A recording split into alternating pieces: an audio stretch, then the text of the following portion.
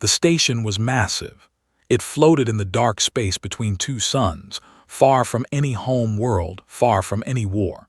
Its name was Nexus Orin, and it had been built by 6 civilizations working together over 40 years. It was the kind of place where no one was supposed to fight. It was the kind of place where everyone came to talk. And everyone came armed. The docking bay was loud with the sound of metal boots hitting floors. Warships of every shape had parked along the outer ring of the station. Some were long and sharp like knives. Some were wide and heavy like mountains. Every ship carried soldiers. Big ones, small ones, 4-legged ones, ones with too many eyes. They all wore armor. They all carried weapons. They all stood straight and tall and proud because that was what you did at a galactic peace summit. You showed your strength so that others would take you seriously. Reena stood near the window of the human docking corridor and watched it all. She was 26 years old. She had studied for 8 years at the United Earth Diplomatic Corps Academy.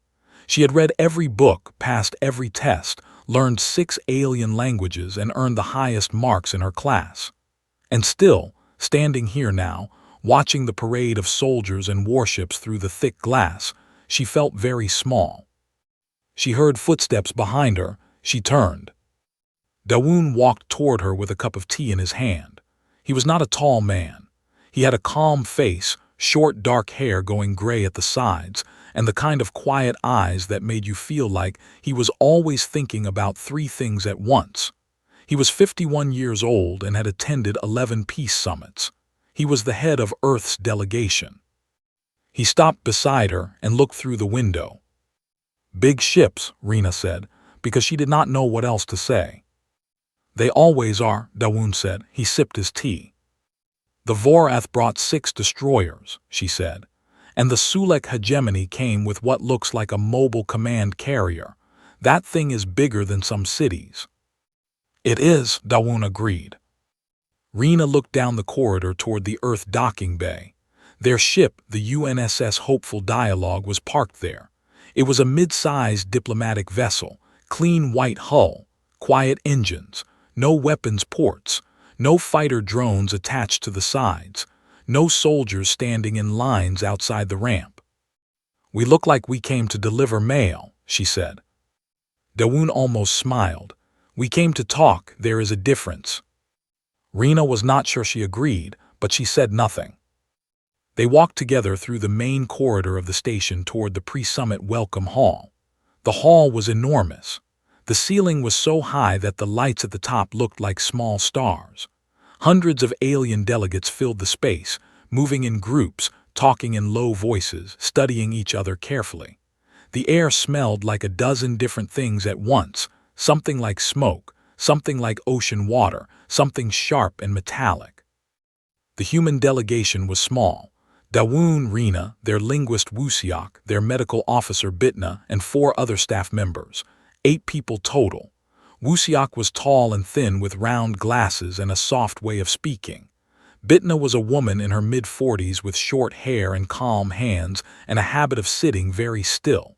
She did not look like someone interesting. She looked like someone's quiet aunt. They found their seats at the welcome tables. Around them, every other delegation sat surrounded by soldiers. Guards in full armor stood behind ambassadors. Weapons glinted in the hall lights. The Vorath delegation alone had brought 20 soldiers into the room, all of them standing like walls of muscle and scale. Then the Vorath ambassador, Garak, noticed the human table. He was 7 feet tall. His skin was dark green and covered in small, hard ridges. He had a crest of bone along the top of his head that rose when he was feeling something strongly, and right now it was rising. He looked at the 8 humans sitting quietly at their table with no guards and no weapons, and he leaned toward the Vorath diplomat beside him and said something. The other Vorath laughed. The sound carried. Reena kept her eyes forward. She felt her face go warm. Other delegations were watching too. The Pelhari Collective, a species known across the galaxy for being deeply peaceful, still had 4 ceremonial guards standing behind their ambassador in bright silver armor. Even the small, bird-like delegates from the Muresi Compact had brought armed escorts. Compared to everyone, the humans looked empty. They looked forgotten. Garak stood and raised his voice so the whole room could hear. 8 people, he said in the common galactic tongue. His translator unit made his voice loud and clear. Earth sends 8 people and a cup of tea. He looked around the room with an expression that expected laughter, and he received it. The species that sends clerks to a warrior's table, every summit the same thing. He shook his great head and sat back down. Reena looked at Dawoon. Dawoon was looking at his tea. His face had not changed. His expression was still calm, still quiet, still as water with no wind. He picked up his cup and drank from it slowly. "He does this every time," Wusiak said quietly from across the table, not looking up from his notes. "Every summit?" Reena asked. "Different ambassador each time, same words." Wusiak turned a page. "Clerks, delivery boys, paper soldiers, they have many versions. And we just sit here." "We just sit here," Dawoon said pleasantly, "and then we do our work." Reena looked across the hall. The laughter had faded. Other delegates were already moving on, already talking among themselves. The moment had passed for everyone except her. She felt it sitting in her chest like a small stone. The welcome ceremony began. Speakers from 3 civilizations gave long speeches about peace and cooperation. A Sulek elder performed a traditional blessing that involved clicking its mandibles in a complex rhythm. Dawoon paid close attention to everything. He made small notes. He greeted passing delegates with genuine warmth, speaking to each in their own language, something that surprised more than a few of them. Reena watched how their expressions shifted just slightly when a human spoke their tongue without a translator unit. Small moments, but she noticed them. Later, during the dinner break, Reena found a quiet corner and stood beside the tall observation window. The twin suns were setting behind the station's horizon, filling the stars with a deep orange glow. It was beautiful in the way that only very lonely places can be. She heard Dawoon's footsteps behind her again. "Why don't we bring anyone?" she asked before he could speak. "Not soldiers, not guards, not even ceremonial escorts. The Pelhari are pacifists and they still brought 4 people in armor. Why don't we bring anyone?" Dawoon stood beside her and looked at the stars. "We were asked not to," he said. "Asked by who?" "By the galactic community, a long time ago, after the first summit we ever attended." He paused. "They asked very politely. They said please." Reena stared at him. "They asked us to come unarmed and we just agreed." "The people who made that decision were very smart," Dawoon said. "Smarter than me. I trust the decision, even if I was not the one who made it." "That's not an answer." "No," he agreed. "It is not." He finished his tea. "Give it until the end of the summit. Things have a way of explaining themselves." He walked away. Reena watched him go. She turned back to the window. She stood there a long time thinking. Then her comm unit buzzed. She looked down at it. There was a message, short, strange, sent from an Earth frequency she did not recognize. It was not addressed to her. It seemed to have landed in her device by mistake. It contained a set of coordinates and 7 words. She read them twice, then a third time. "They've noticed again. Keep the lid on." She looked up from the comm unit. Across the hall, Dawoon was laughing at something a Pelhari delegate had said. He looked completely relaxed, completely ordinary. Reena put her comm unit away slowly. The stone in her chest felt a little heavier. The second day of the summit began with a problem. The Voreth Dominion and the Sulek hegemony had been fighting over the same stretch of space for almost 200 years. The Drevak Nebula, a wide and beautiful cloud of gas and light sitting between both their territories, held enough rare minerals to power entire fleets for a generation. Both sides wanted it. Both sides had bled for it. And now, at this summit, someone had placed them at the same table and asked them to share. It had gone badly before lunch. The Sulek ambassador, a tall insectoid creature named Verk, had stood up and called the Voreth claim a lie built on old maps. Garak had responded by standing up too, which was more threatening because Garak was very large. 3 Sulek soldiers had stepped forward. 4 Voreth guards had moved in response. The room had gone very quiet in the way that rooms do right before they stop being quiet. The summit moderator, a thin blue-skinned Pelhari elder named Oris, had spoken quickly and asked all parties to sit. They had sat, but the damage was already done. The mood in the room had turned cold. Oris looked around the table. Most delegations looked away. No one wanted to mediate between the Voreth and the Sulek. That was like stepping between 2 burning buildings and asking them to stop. Then Dawoon raised his hand. "We can help," he said simply. Several alien delegates turned to look at him. A few exchanged glances. Reena, sitting 2 seats away, watched Garak's crest rise slightly, not with anger this time, with surprise. "You," Garak said slowly, "you want to mediate." "We would like to try," Dawoon said. Garak studied him for a moment.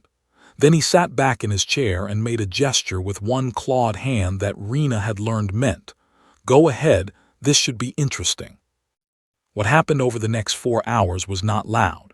There were no dramatic speeches and no moments where anyone pounded a fist on the table.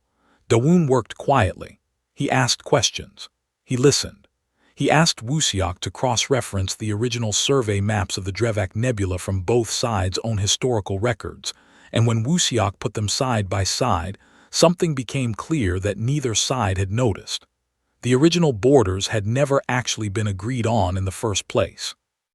They had each assumed their own version was correct and built 200 years of war on top of that assumption. The room was silent for a long time after Wusiok presented the data. Dawoon let the silence sit. He did not rush in. He did not try to fill it. He just waited, and the waiting was patient in a way that felt almost physical. Then he spoke. He offered a framework, not a solution, just a framework. A way to start talking about a solution without either side needing to admit they had been wrong. He built it carefully, using the exact phrases that the Sulek legal tradition valued and the exact kind of direct language the Voreth respected. He had spent the previous night reading. Verk and Garak did not shake hands. This was not a resolution, but they agreed to continue talking the following day. They sat back down at the table without their guards stepping forward. Several alien diplomats in the back of the room made quiet notes. Reena noticed. She also noticed that Dawoon ate his lunch the same way he did everything, calmly, without hurry, asking Bitna if she wanted more of the bread rolls from the center of the table. Back in the Earth delegation's quarters that evening, Reena sat with her tablet and followed the thread she had been pulling since the previous night. She had run the registration on the frequency that had sent the strange message. It came back as a standard Earth government communications tag, level 7 clearance, which was high. High enough that she could see it existed, but not high enough to see who sent it or why. She started searching something else instead. The 2251 Dawnbreak Accords, the first galactic summit Earth had ever attended. There was plenty of information, public records, history books, official statements. The summit had been described as a great success. Humanity had been welcomed into the galactic community. Speeches had been made. An agreement had been signed. Several civilizations had praised Earth's participation. But when she dug into the detailed records, the session logs, the delegate reports, the security assessments that other species had filed, she started finding holes. Big ones. Whole sections of the official summit record simply did not exist. Not redacted, where you could at least see a black bar where something had been removed. Just gone, as if the pages had never been written. She pulled up the Voreth delegation's report from the Dawnbreak Accords. Standard document, well archived. She found a gap of 11 hours in the middle of day 2. 11 hours where no Voreth delegate had filed any record at all. She found the same gap in the Sulek records, in the Pelhari records, in the records from 4 other civilizations. 11 hours, every delegation, the same gap. She searched for any account from any source about what had happened during those 11 hours. She found almost nothing. One academic paper from a Pelhari university briefly mentioned the incident at the first human summit, and then moved on so quickly it seemed almost deliberate. She found one more thing before she went asleep. It was a written deposition, old, scanned from a physical document, barely readable. It had been filed by a Voreth military general named Hack, who had been present at the Dawnbreak Accords as part of the Voreth Honor Guard. The deposition had been submitted to the Voreth High Command upon his return. Most of it was missing, but one paragraph had survived. She read it slowly. The general wrote that he had fought in 11 wars. He had seen the armies of 9 civilizations. He had stood on battlefields where the ground was black from burning and the sky was thick with warships. He had never been afraid. That was what he wrote. He had never, in all his years of war, felt afraid. And then he described what Earth had brought to the Dawnbreak Accords, what their escort had looked like, what the numbers had meant when his people ran the military assessment overnight. The paragraph ended mid-sentence. The rest was gone, but the last line that remained was this. We had fought wars for 800 years. We had never seen anything like what the humans brought to that room, and those were just the ones they let us see. Reena sat back in her chair. She read the line again. Outside her window, the twin suns were dark now, and the stars were sharp and white. Somewhere out in the docking ring, the warships of 60 civilizations sat in silence. Somewhere down the corridor, Dawoon was probably reading. Bitna was probably sleeping. Wusiak was probably working on tomorrow's translation notes. 8 people, no guards, no weapons. Those were just the ones they let us see. Reena set down her tablet and looked at the ceiling for a long time. She thought about Dawoon's calm eyes. She thought about the way Wusiak had not looked at his tablet once during the corridor walk that morning. She thought about Bitna, quiet, still, always sitting with her back to the wall and her face toward the door. She thought about the message, 7 words, a frequency with level 7 clearance. They've noticed again, keep the lid on. She did not sleep well that night. In the morning she asked Dawoon directly, over breakfast, if he had read the general's deposition. Dawoon put down his spoon and looked at her with that expression she was beginning to recognize. Not quite a smile, not quite serious, somewhere between the two. General Hack, he said, yes, long time ago. What happened at the Dawnbreak Accords, she asked, during those 11 hours? He picked his spoon back up. Eat your breakfast. Dawoon. Eat your breakfast, Reena, he said it kindly, without any sharpness, but firmly enough that she understood he meant it. The summit is not over. There is still work to do. He looked up at her then, just for a moment, and something in his expression shifted, something careful and deliberate, like a door opening 1 inch and then being held there on purpose. But you are asking the right questions, he said quietly. That is a good sign. He went back to his breakfast. Reena ate in silence, thinking about an 11-hour gap and a terrified general and 7 words on a comm unit that had never been meant for her. The alarm went off on the 3rd day, just after noon. It started as a sound, a low, steady tone that pushed through every corridor of Nexus Orin at the same pitch. Then the lights changed from white to a deep amber color. Then a voice from the station's central system spoke in 12 languages, one after another, saying the same thing each time. Cease protocol violation. Weapons discharge detected. Station lockdown in effect. The summit hall went from busy to chaos in about 10 seconds. Delegates stood up. Guards moved in. Soldiers who had been standing quietly in corners suddenly had their weapons in their hands. The large display screen on the east wall of the hall lit up with a live feed from outside the station.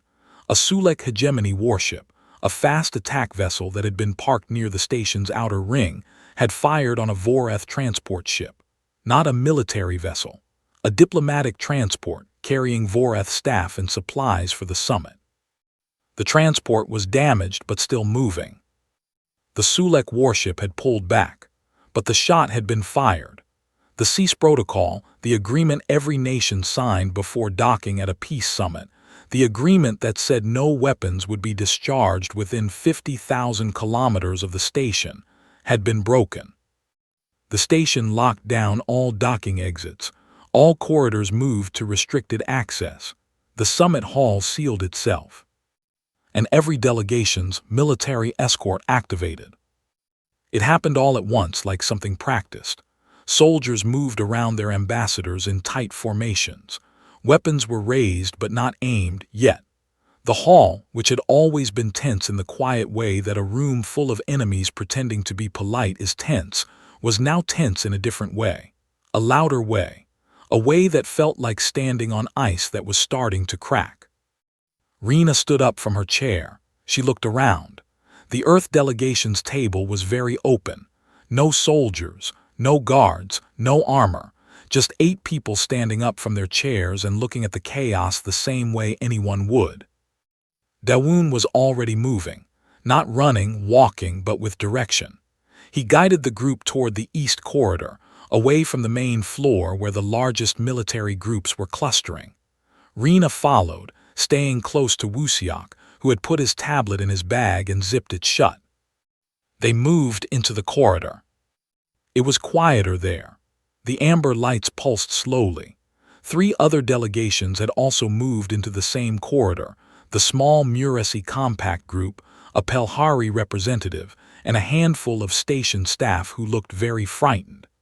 Everyone was pressed against the walls, staying clear of the center of the passage.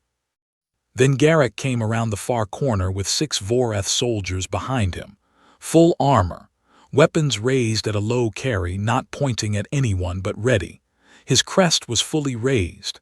His eyes were dark and burning. He stopped when he saw Dawoon. "Your people are safe?" Dawoon asked. He said it first before Garrick could speak. Garrick stared at him. The transport was not military. "I know, I saw." Dawoon's voice was level. "I am sorry." The word sorry seemed to land strangely on Garrick. He stared for another moment. Then his crest lowered just slightly. He stepped to the side of the corridor and his soldiers moved with him. The 2 groups stood on opposite walls. For a while no one spoke. They waited.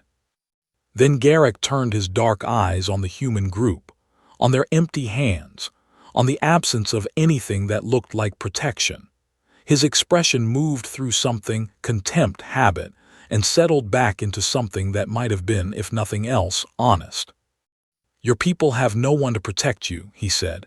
His voice was quieter than usual, not mocking now, more like a statement of fact that bothered him. "You stand in a locked corridor during a weapons incident with nothing, not even a blade." Dawoon looked at Garrick's 6 armored soldiers, then back at Garrick. He said very quietly, "We have people to protect us. You just cannot see them." Garrick's crest moved. He did not respond. Reena had been watching Dawoon's face when he said it. He was not bluffing. She had seen people bluff. She had studied body language and speech pattern analysis for 3 years. Dawoon was not bluffing. He was stating something factual in the same tone he used when he told the kitchen staff how he wanted his eggs. She looked at Wusiak standing against the wall. He had his arms crossed. He looked relaxed. But she realized, watching him now, that in the time since they had entered the corridor his eyes had moved to every entry point at least twice. Both doors. The ventilation panel above the Muresi group. The station staff near the corner. She had thought he was looking around because he was nervous. She understood now that he was looking around because he was working. She looked at Bitna. Bitna was sitting on a low bench against the wall. She had a medical bag on her lap. She was looking at her hands. She looked like a tired doctor at the end of a long shift, unremarkable in every way. But Reena noticed that Bitna had not looked at her medical bag once. Her hands were resting on top of it, and her eyes had not moved to it because she did not need anything in it. And her eyes, Reena saw now, were not tired. They were very, very still. Then three things happened. A second alert came through the station system. A Sulek strike unit had been authorized to move inside the station, a breach of summit security rules, but in the chaos of lockdown, the authorization had slipped through a gap in the station's command structure. 7 Sulek soldiers, fully armed, came through the east door of the corridor. They saw the Voreth group. They saw the station staff. They saw the small, weaponless human delegation, and they made a decision based on what looked easiest. Their squad leader pointed at the human group and spoke in the Sulek common tongue. Wusiak translated quietly, his voice flat. They want our data cores as security. They're calling it insurance. The Sulek soldiers moved toward the human delegation. What happened next was very fast. Reena saw it, but she could not fully explain it afterward. It was not like anything she had expected. There was no drawn-out fight, no moment where weapons met weapons. It was over before the Voreth soldiers had even raised their guns. Dawoon moved first, one step to the side, one hand forward, and the squad leader was on the floor. The movement had looked almost gentle, like he was helping someone who had tripped. Then Wusiak, who had been standing against the wall looking bored, was no longer against the wall. 2 soldiers down, and Bitna, quiet, still, tired-looking Bitna, stood up from the bench and crossed the corridor in 4 steps and was not tired at all. 7 soldiers, 9 seconds, all of them on the ground, alive, breathing, restrained with the kind of efficiency that left no room for drama. No weapons had been drawn from the human side. No shots fired. Dawoon straightened the front of his jacket. He looked at the 7 Sulek soldiers on the floor with what looked like mild concern, the way someone might look at a spilled drink. Then he looked at the stunned faces around the corridor, the Muresi delegates with wide eyes, the station staff pressing against the walls, Garak standing completely still with his crest frozen halfway up. "We do appreciate the concern," Dawoon said pleasantly to no one in particular. "Shall we get back to the negotiations?" Reena stood very still. Bitna was already crouching beside the nearest Sulek soldier, checking his pulse with careful hands. Medical hands. She looked once again completely unremarkable. Wusiak picked up his bag from where he had set it against the wall, put it back over his shoulder, and took out his tablet. One of the Sulek soldiers on the floor made a low, dazed sound. Bitna adjusted his head with a patient, professional care that was somehow the most frightening thing Reena had seen all day. Then Reena felt a hand on her arm. She turned. The Sulek intelligence officer, Jisoo, a female with compound eyes and a narrow face who Reena had spoken to briefly during the first-day reception, was gripping her wrist. Her compound eyes were wide in a way that made every small lens in them reflect the amber light. She leaned close and spoke in a low, fast whisper. "Child," she said, "do you have any idea what your civilization actually is?" Reena looked at her. Then she looked at Dawoon, who was already walking back toward the main hall, hands in his jacket pockets, humming something very quietly under his breath. She looked back at Jisoo. "Not yet," she said honestly, "but I'm starting to." Jisoo did not let go of Reena's arm right away. She pulled her into a side room off the main corridor, a small storage space used by station maintenance staff. The shelves were stacked with cleaning equipment and spare lighting panels. The amber lockdown light was still pulsing slowly through the gap under the door. Jisoo made sure they were alone. Then she turned to Reena with those wide compound eyes and spoke quickly, the way someone speaks when they have been waiting a long time to say something. She told Reena what the Sulek Intelligence Division knew. Or rather, what they thought they knew, built from years of watching and collecting small pieces and trying to make them fit together. It had started with a low-level analyst who noticed something odd. Every human diplomat sent to any galactic summit had 2 official profiles. One was their public record education, language skills, diplomatic history, the things anyone could read. The second profile was attached to a separate access system that required higher clearance to see. Not all alien intelligence services had gotten in. The Sulek had managed it once briefly before the access closed. What they found did not make sense at first. Dawoon's public profile said he was a senior diplomat with 30 years of service. His secondary profile showed that before his diplomatic career, he had spent 12 years in a division of Earth's military that the Sulek database had almost nothing on. The division's name was listed in the file. The Sulek analysts had searched for it and found only 2 references, both very old, both in documents that had been heavily restricted. Wusiok, the linguist, had a doctorate in alien language studies. He had also completed a certification program in something that translated into the Sulek language as *, Advanced High-Pressure Contact Response.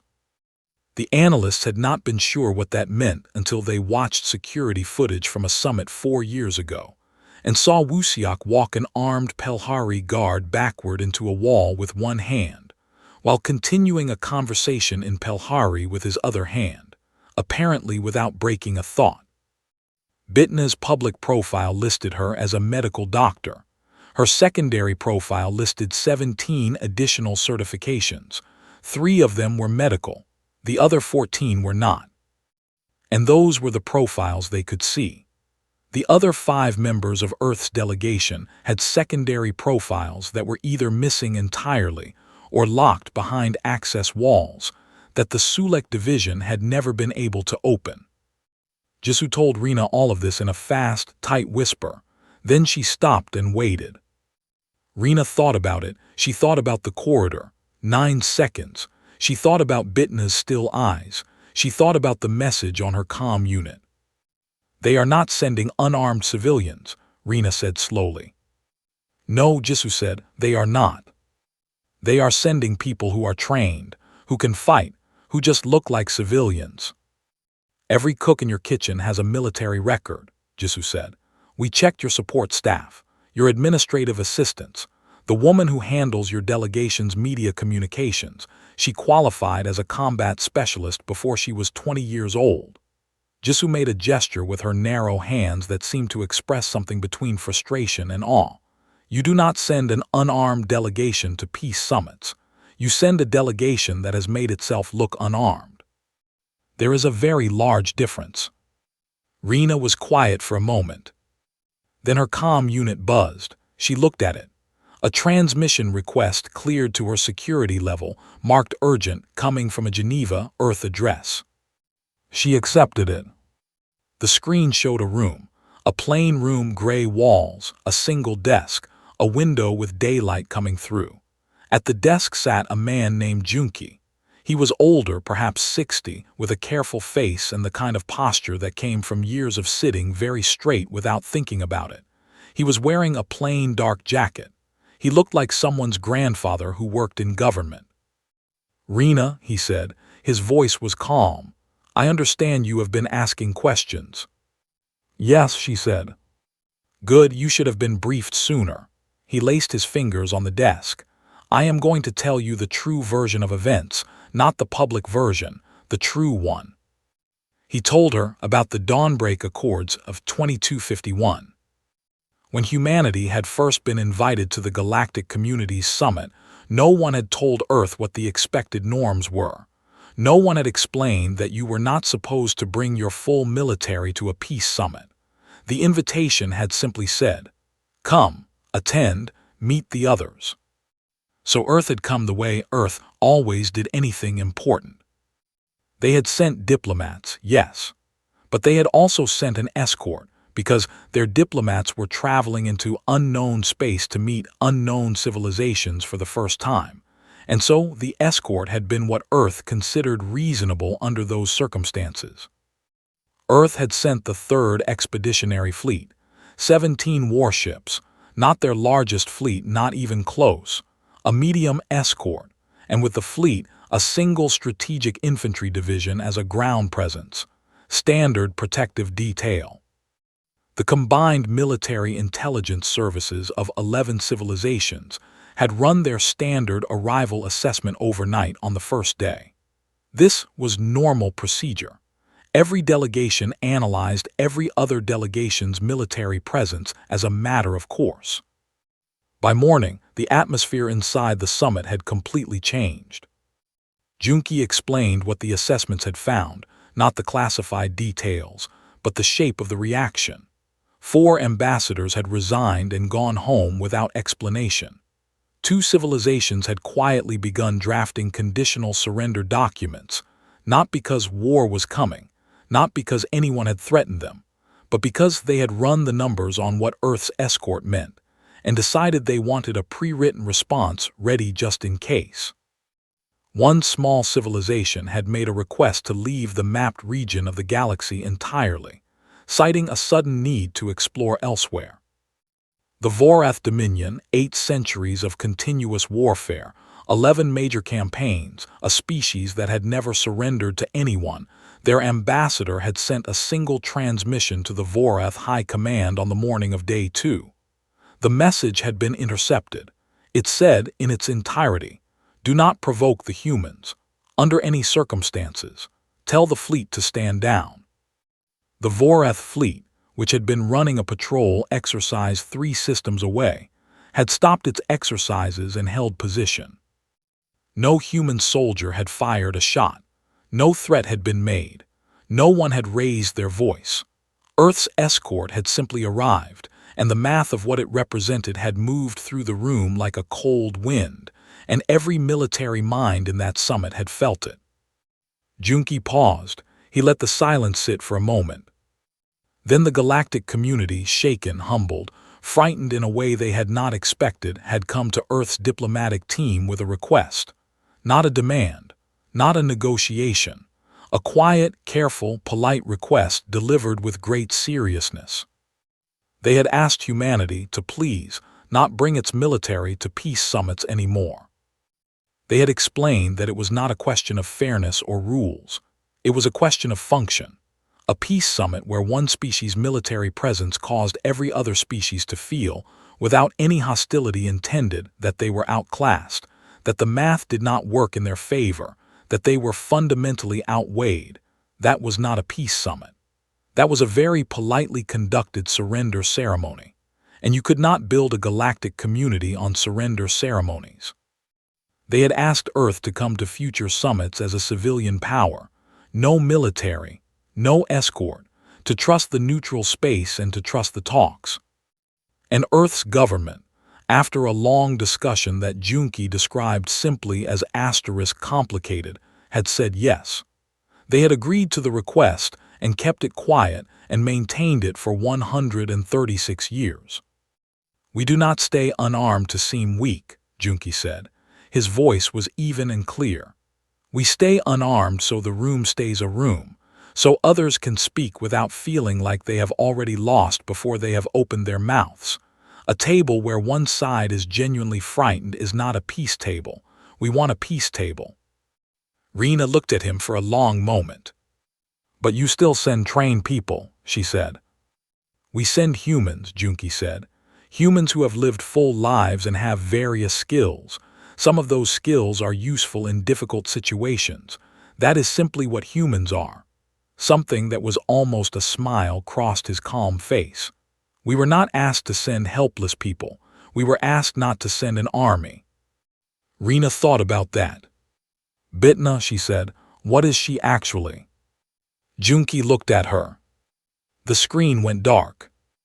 Reena stood alone in the small storage room with the amber light poolsing under the door. She stayed there for a while.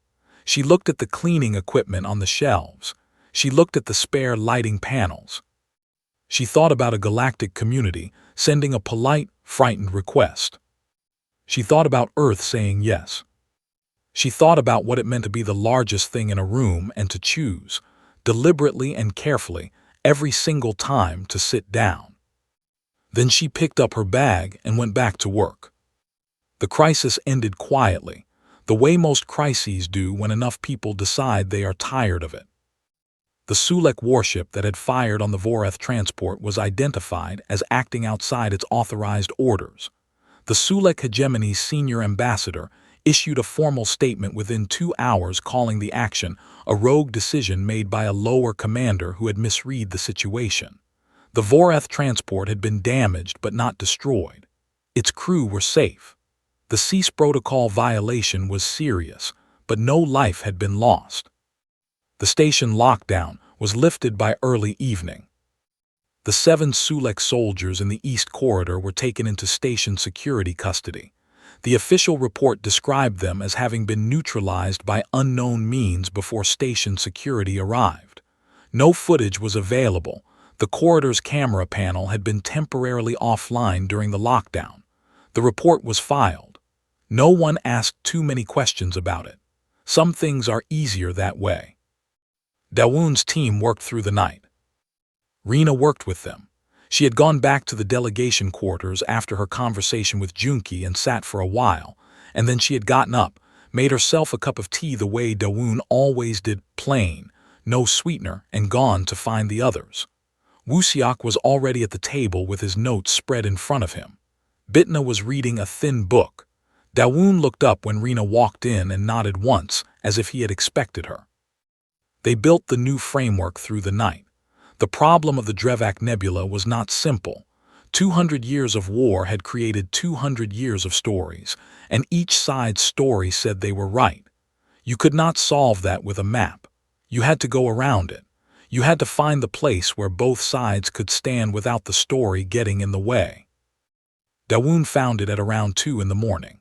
He had been quiet for a long time, staring at the table, and then he had leaned forward and said, "What if the nebula belonged to neither side and both sides at once?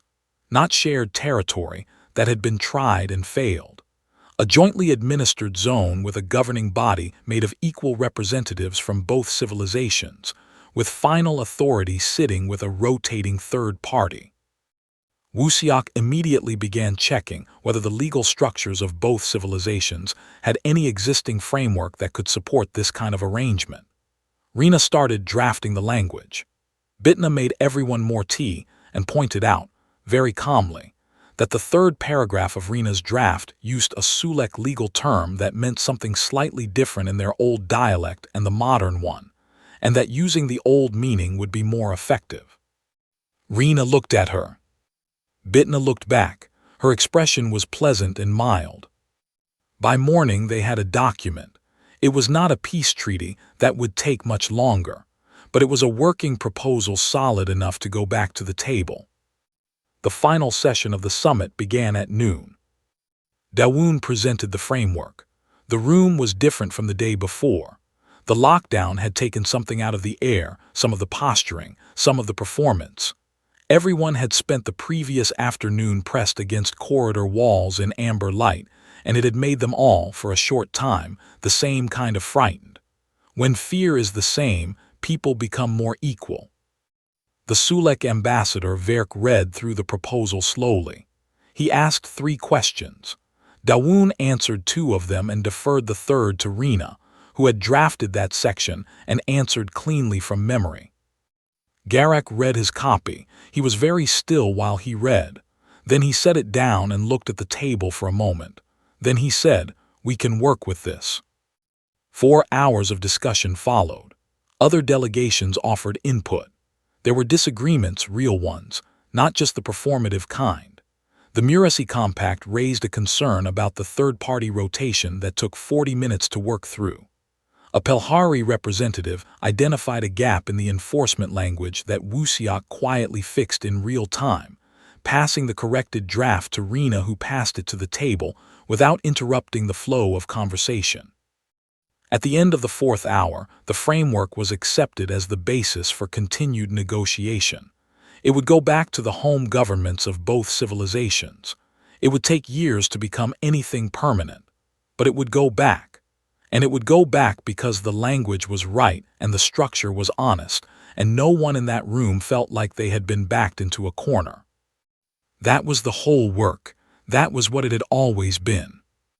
The summit closed with a formal ceremony at sundown. Each delegation's senior representative signed the session record. Soldiers stood in their formation lines. Armor gleamed. The large hall was full and loud and bright. Dawoon signed for Earth. Reena stood beside him. Afterward, in the slow movement of people leaving the hall, Garak found them. He came alone, no soldiers. He walked across the floor with his great heavy steps and stopped in front of Dawoon, and for a moment he just stood there, which for a Vorath was already a kind of statement. His crest was flat. His eyes were quiet. "I owe you an apology," he said. His voice was low. It sounded like the words had some weight to them, like he had carried them for a while before putting them down. Dawoon waited.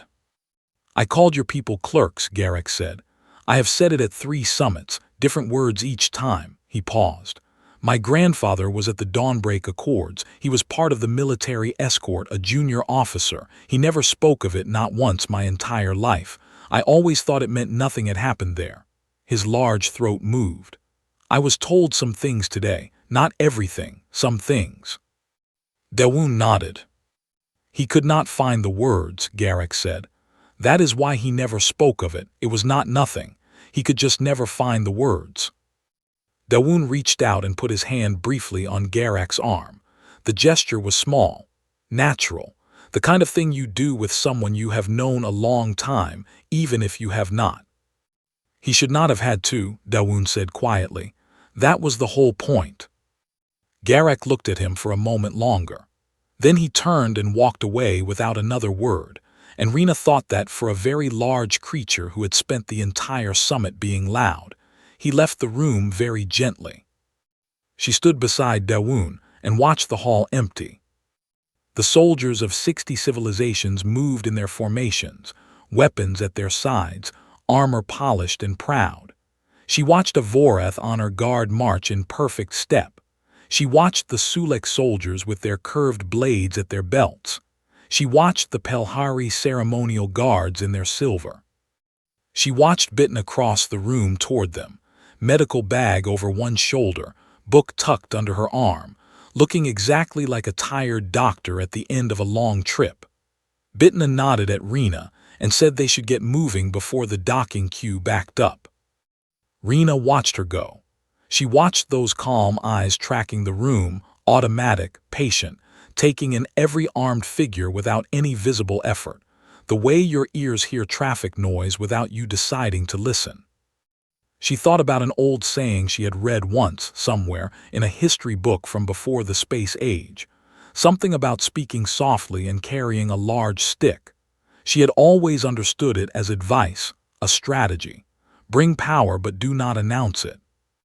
But Earth had gone further than that. Earth had looked at that strategy and made a different choice.